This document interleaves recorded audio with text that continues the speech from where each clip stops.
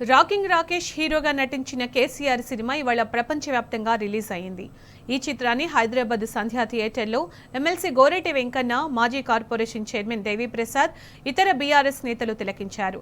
మరోసారి తెలంగాణ ఉద్యమం గుర్తొచ్చేలా ఈ చిత్రం ఉందని గోరేటి వెంకన్న, దేవిప్రసాద్ ప్రశంసల వర్షం కురిపించారు. కేసీఆర్ ఉద్యమ ప్రస్థానంతో పాటు గిరిజనులు పడుతున్న ఇబ్బందుల గురించి ఈ సినిమాలో చక్కగా చూపించారని కొనియాడారు. కేశవ చంద్ర రామావత్ పేరుతో తీసిన ఈ చిత్రాన్ని తెలంగాణ కళాకారుడి ముద్దుబిడ్డగా బీఆర్ఎస్ అధినేత కేసీఆర్కి బహుమతిగా ఇస్తున్నానని రాకింగ్ రాకేష్ తెలిపారు.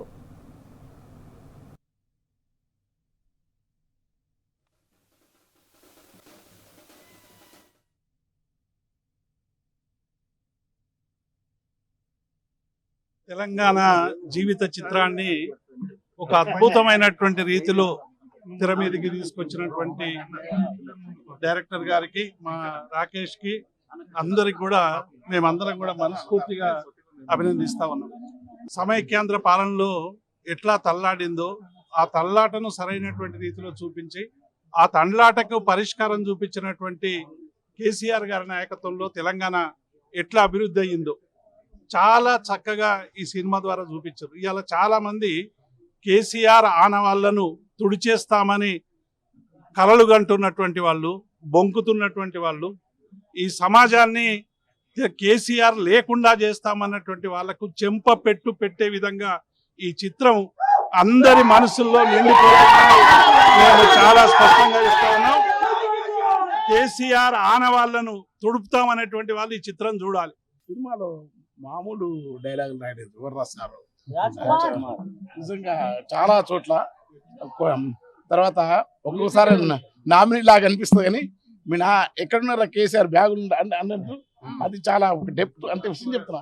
అంటే మామూలు మనుషుల్లో అమ్మాయి డ్రెస్సులో అమ్మాయి హీరోయిన్ ఇచ్చినప్పుడు ఈ దేశంలో ఆదివాసులలో అంటే ఎంత వినయాన్ని పాత్రను ఎంచుకున్నారంటే అద్భుతంగా ఆ తలుపుకి అట్లా టచ్ చేస్తుంది. ఇవాళ వాళ్ళ నివాసాలు ఏ ప్రాంతంలో ఆదివాసులను ట్రైబల్ కమ్యూనిటీ వాళ్ళ ఆవాసాలను భగ్నం చేసే ఏ ప్రభుత్వాలకు లేదు.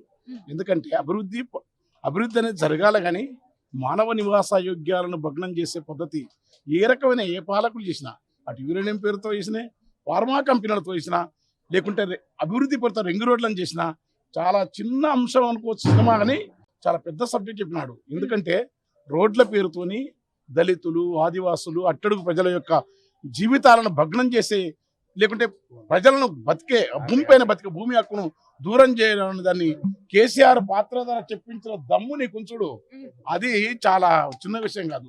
ఈ సినిమా నేను తీసేటప్పుడు ఎన్నో అవమానాలు పడ్డా, ఎంత పడ్డా, నాకు తక్కువ స్థాయి ఉన్నలతో కూడా నేను మాటలు పడ్డా, కానీ అల్టిమేట్ గా మాట్లాడింది సినిమా మాత్రమే. నాకు చాలా ఆనందంగా ఉంది ఈరోజు.